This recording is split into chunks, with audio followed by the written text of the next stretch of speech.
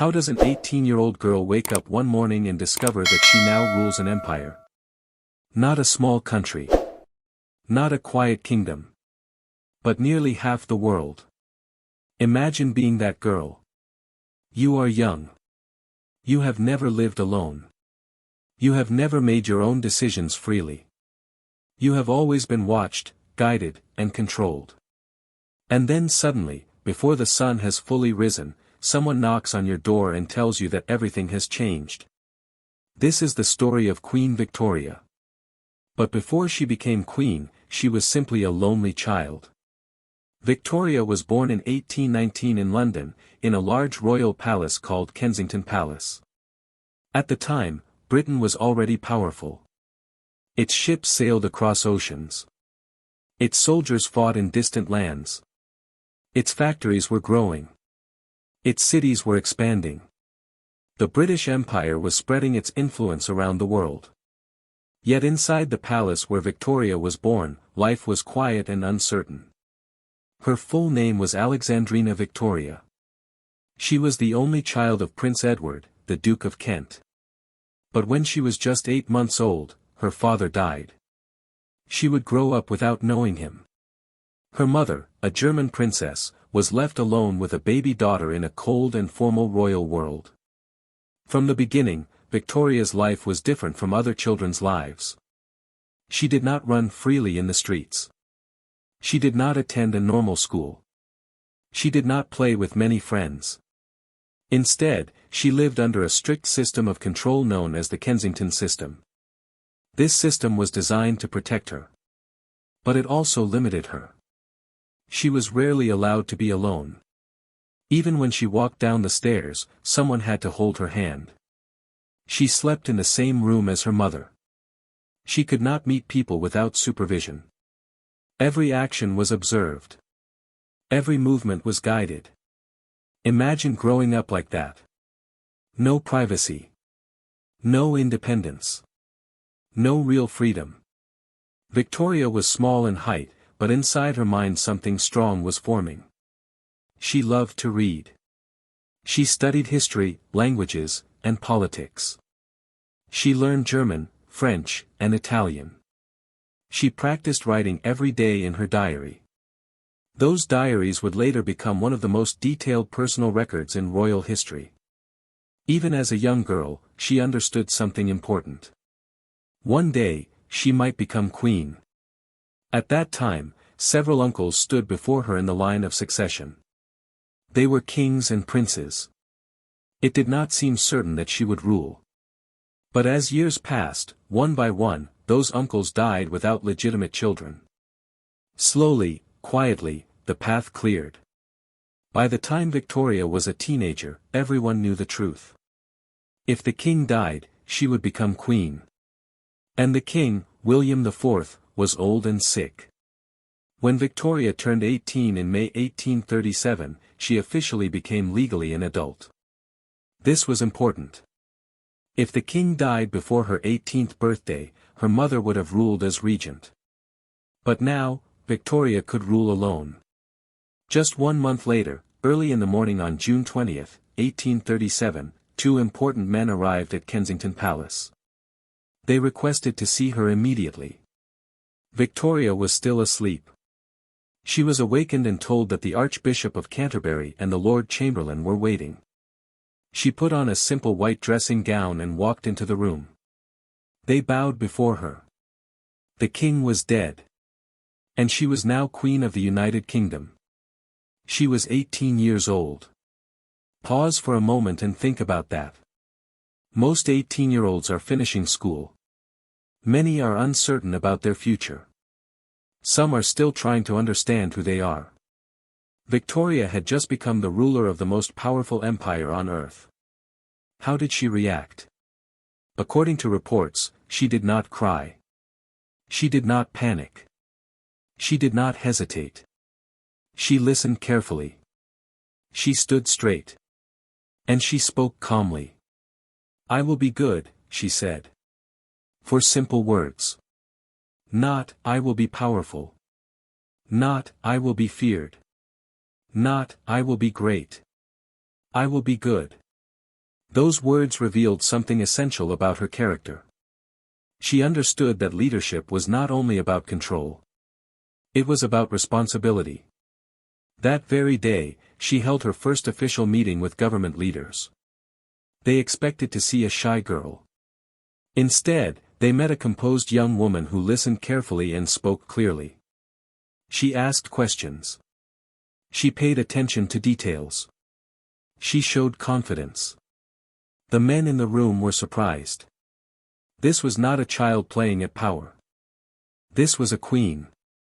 Soon after, Victoria moved out of Kensington Palace and into Buckingham Palace. For the first time in her life, she had personal independence. She could choose her schedule. She could decide whom to meet. She could close a door and be alone. Freedom, at last.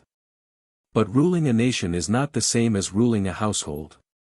Britain in 1837 was changing rapidly. The Industrial Revolution was transforming society. Factories were expanding. Cities were becoming crowded. Poverty and wealth existed side by side. Political debates were intense. Social reforms were demanded. And beyond Britain's shores, the empire stretched across continents, to Canada, to the Caribbean, to Africa, to India, to Australia. To rule Britain meant influencing millions of lives across the globe. An empire does not grow quietly. It grows through trade, through politics, through negotiation, and sometimes through conflict. As queen, Victoria would become the symbolic center of this vast system. But she was still young. She needed guidance. One of the most important figures in her early reign was Lord Melbourne, the Prime Minister. He became her political teacher. He explained government decisions. He advised her on constitutional limits. In Britain, the monarch does not rule alone. The monarch works within a system of parliament and elected officials. Victoria learned quickly. She read official documents carefully. She wrote detailed notes. She asked for explanations when she did not understand something. Step by step, she transformed from a protected girl into a constitutional monarch. Yet power can be lonely. Behind the crown and ceremony, Victoria was still a young woman searching for connection. And soon, someone would enter her life who would change everything. In 1839, just 2 years after Victoria became queen, a young German prince arrived at the royal court. His name was Albert of Saxe-Coburg and Gotha. He was her cousin. They had met briefly as children, but now they saw each other again as adults. Albert was not loud or arrogant. He was thoughtful. Serious. Intelligent. He loved music, science, architecture, and new ideas about progress and education. He believed that a modern nation should invest in knowledge and innovation. When Victoria saw him again, something shifted inside her. She later wrote in her diary about the meeting. She described his kind eyes, his gentle manners, and the feeling of comfort she experienced in his presence. For a queen, emotions were not simple. Marriage was not only about love, it was about politics and public image. But this time, love was real. In Britain, a queen must propose marriage herself. No man can ask the reigning monarch to marry him. And so, in October 1839, Victoria did something bold. She asked Albert to marry her. He accepted. They were married on February 10, 1840. Victoria wore a white dress. At that time, royal brides usually wore silver or other rich colors. Her choice of white influenced wedding traditions around the world. Even today, many brides wear white because of her. But their marriage was more than symbolic. It became a partnership. Albert did not control Victoria, but he supported her. He studied state papers with her. He discussed political matters. He encouraged improvements in industry and science. He believed Britain should lead not only in power, but in innovation. Together, they had 9 children. 9. Their family life shaped Europe. Their children married into royal families across the continent. Over time, Victoria became known as the grandmother of Europe. Through marriage alliances, her influence spread far beyond Britain's borders. Yet at home, she was also a mother, sometimes strict, sometimes affectionate, often deeply emotional. She wrote thousands of letters. She documented her feelings constantly. Unlike distant monarchs of the past, Victoria allowed the public to see her as a wife and mother. This human image strengthened the monarchy. While earlier kings were often associated with war and scandal, Victoria and Albert represented domestic stability. Family. Morality. Responsibility. In a rapidly industrializing society, this image mattered. Meanwhile, the British Empire continued to expand. Steamships crossed oceans faster than ever before. Railways connected cities. Telegraph wires carried messages across continents in minutes. Industry produced goods on a massive scale. London became the financial center of the world. In 1851, Albert helped organize the Great Exhibition in London. It was a massive international event that displayed inventions, machines, art, and technology from around the world. A giant glass building called the Crystal Palace was constructed to hold it. Millions of people visited. The message was clear: Britain was not only powerful, it was modern. During these years, Victoria's confidence grew. She learned when to speak and when to remain silent. She understood that as a constitutional monarch, her role was not to control Parliament, but to advise, encourage, and warn. She developed relationships with prime ministers from different political parties. She sometimes disagreed strongly with them. She could be stubborn. She could be emotional. But she respected the structure of government. Her empire expanded into Asia and Africa. In 1876, she was given a new title, Empress of India. This symbolized Britain's direct control over the Indian subcontinent after a major rebellion in 1857. That rebellion, known as the Indian Rebellion or the Sepoy Mutiny, had shaken the empire.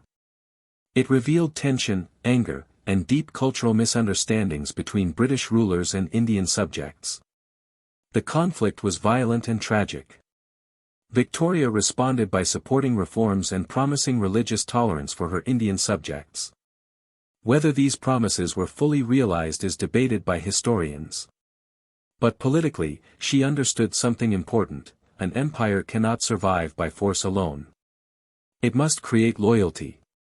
At least, it must attempt to. From the outside, it seemed that everything was stable. Britain was wealthy. The royal family was admired. The empire stretched across continents. But history often changes suddenly. In December 1861, Prince Albert fell ill. At first, it seemed minor. Perhaps exhaustion. Perhaps fever. But his condition worsened quickly. Victoria sat by his side, watching helplessly. He was only 42 years old. On December 14, 1861, Albert died. The impact on Victoria was devastating. She had lost not only her husband, but her closest advisor, her intellectual partner, her emotional anchor. Without him, the palace felt empty. The world felt colder. She withdrew from public life. She wore black for the rest of her life. She avoided ceremonies. She reduced her appearances. Some people criticized her. They said the queen was hiding. They worried that the monarchy was becoming distant again. But grief does not follow political schedules. For years, Victoria lived in deep mourning. She kept Albert's rooms preserved exactly as he had left them. She requested that hot water be brought each morning for his washing, as if he were still alive. His memory became a constant presence. And yet, despite her sorrow, she did not abandon her responsibilities entirely. Slowly, gradually, she returned to her duties. She opened Parliament. She signed official documents. She met ministers. The empire continued to function.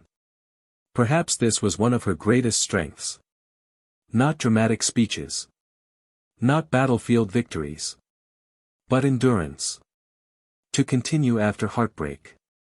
To carry sorrow quietly while fulfilling public duty. To move forward step by step, even when the light feels dim. Meanwhile, the world kept changing. New nations were rising. Political movements demanded voting rights and social reform.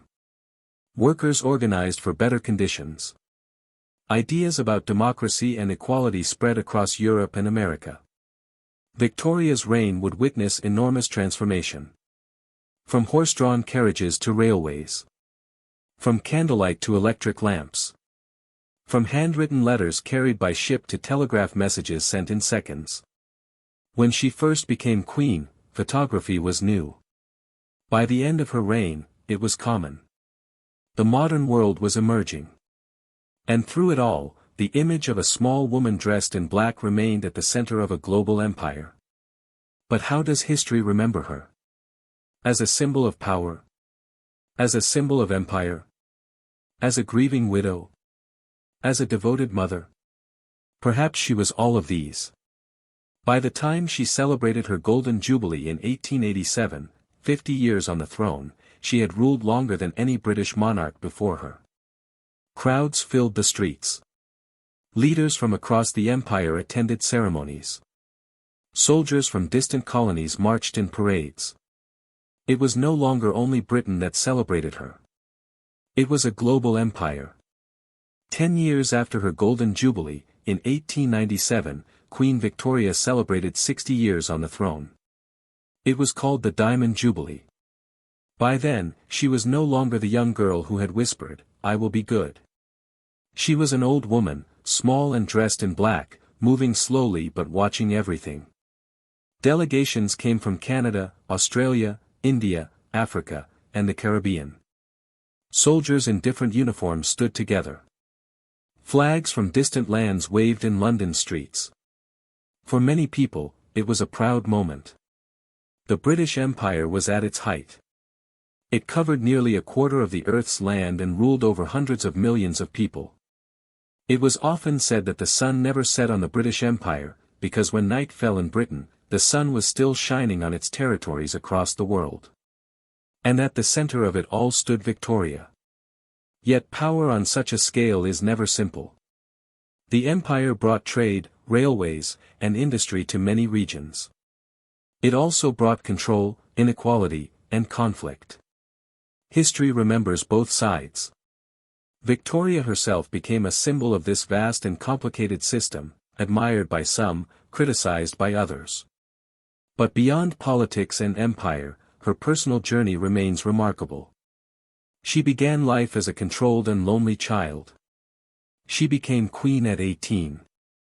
She built a partnership of love and intellect. She endured unbearable loss.